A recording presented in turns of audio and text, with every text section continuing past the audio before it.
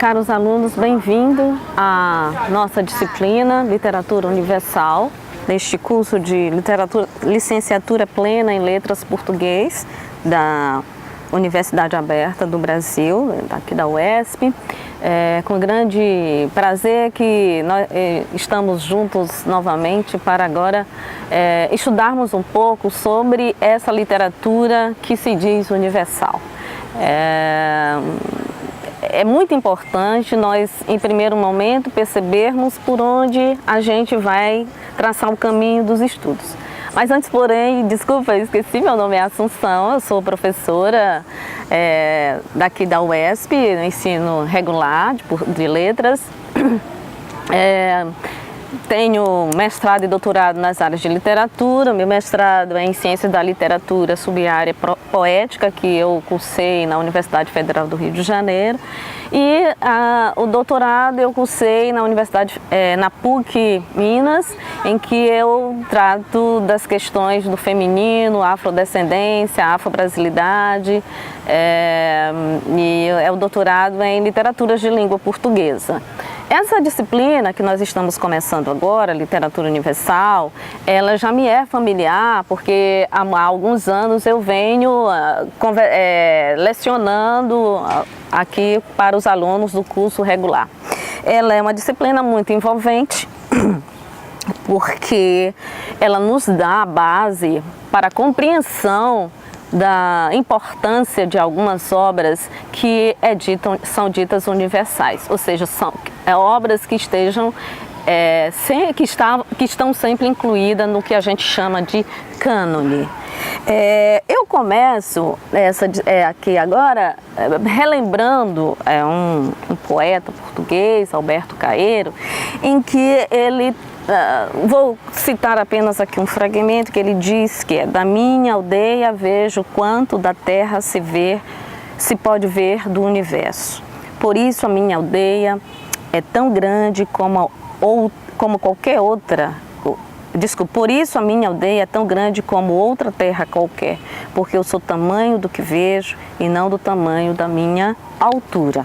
Vamos começar esse curso, essa disciplina, com esse pensamento de Alberto Caeiro, do heterônimo do Fernando Pessoa, para a gente pensar que o eu do discurso, o eu poético, ele aponta para uma visão ampla da realidade.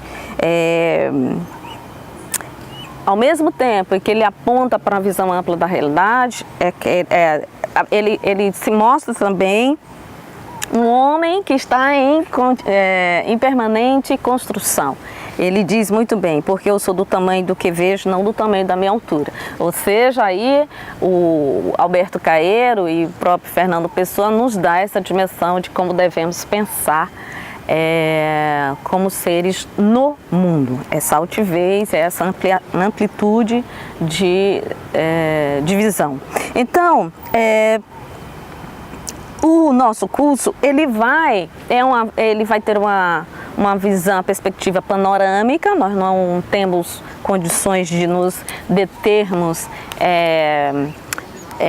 ou aprofundarmos em algumas obras que seriam muito importantes, mas a gente vai dar uma visão generalizada de alguns autores que vocês verão dentro das unidades. Uma outra coisa que é importante a gente ver na disciplina é que nós vamos desde dar uma reflexão sobre a origem e as origens da literatura, dessa literatura ocidental, e depois nós vamos para um percurso de uma dimensão plural, não é? De um questionamento, de uma problematização do cânone, para que a gente veja que estudar literatura é preciso que a gente tenha essa amplitude do que Caeiro nos orienta, de olhares para o diverso, para o diferente. Então, por isso que lá na última unidade, nós veremos daqui a pouco, nós teremos tanto visto a literatura escrita no continente europeu e uma literatura que se mostra hoje para nós escrita no continente, no Oriente, no continente, no Oriente, né? Então veja, é importante a gente olhar qual é a nossa ementa, especificamente a nossa ementa e depois os nossos objetivos.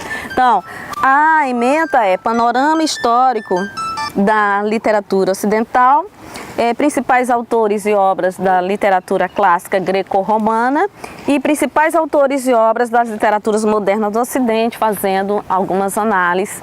Pena que nós não podemos nos deter nas narrativas, nas grandes narrativas e aprofundarmos nela.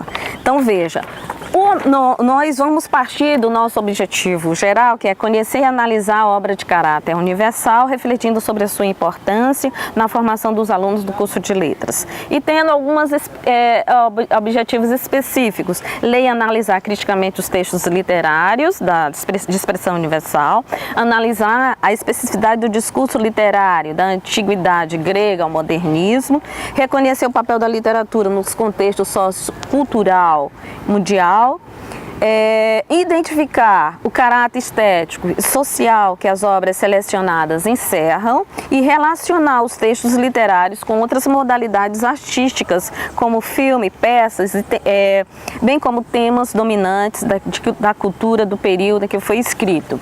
Isso, claro, esse último objetivo específico a gente não vai ter muito tempo para desenvolvê-lo, mas o livro base de vocês, que vocês terão, que é este, Literatura Universal, organizado pelas professoras Algemira Macedo, Joselita Isabel, Kelly Samara e Silva Clark, ele vai apresentar os romances e vai indicar filmes para que você faça relacionamento, relacione o enredo, a narrativa dos romances com os filmes.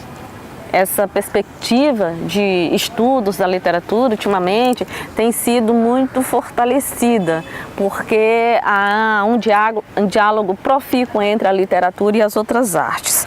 Então, na primeira unidade, nós colocamos questões preliminares.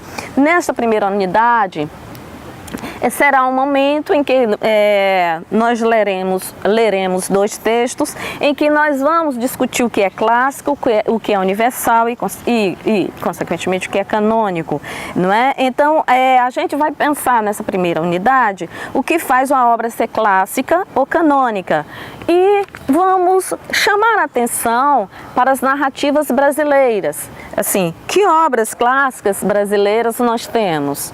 Não é? E aí a gente já chama atenção nessa primeira unidade de autores como Machado de Assis, de autores como Graciliano Ramos, de autores como Guimarães Rosa. Não é? Então, nesta primeira unidade, não é?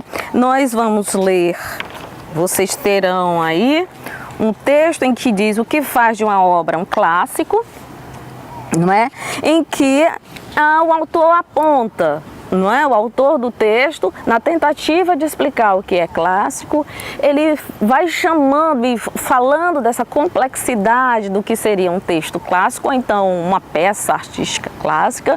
Ele vai chamando, evocando alguns outros autores do campo da literatura, ou no campo de outras artes, da arquitetura, ou da pintura, para que esses autores expresse o seu conhecimento sobre o que é clássico. Correto? Então isso vai ser muito importante. O outro texto vai ser uma problematização, uma reflexão sobre o que é canônico. Então, nós teremos também de problematizar por que uma determinada obra é canônica e por que ela não é canônica, não é? Então vocês vão ver algumas características importantes, a perenidade dessa obra, a problematização que ela faz do humano, a revelação que ela faz de uma forma de escrita que, de uma certa forma, influenciou ou ainda influencia outros autores que virão. Então isso é muito importante nesse primeiro momento para a gente, ao mesmo tempo em que a gente tenha em mente o que é clássico, a gente também comece a questionar e a refletir por que normalmente dentro da academia não se abre mão e resiste tanto a outras obras que no primeiro momento ela não se revela, ou ela não está contida, ela não se revela clássica, ou ela não está contida como a obra canônica. A nossa ideia na disciplina é que até o final nós nós consigamos ampliar esse conceito de literatura universal, que não se restrinja só à revelação de obras representativas que se teve no Ocidente, mas que se teve as novas obras dos últimos século XX e agora no século XXI, e as obras que foram produzidas, por exemplo, no Oriente, que nós, dentro da academia ou na própria escola, no ensino fundamental e médio, não teve e não tem acessos, que são as obras orientais. Tá? Agora, muito obrigada, vamos passar para a próxima unidade.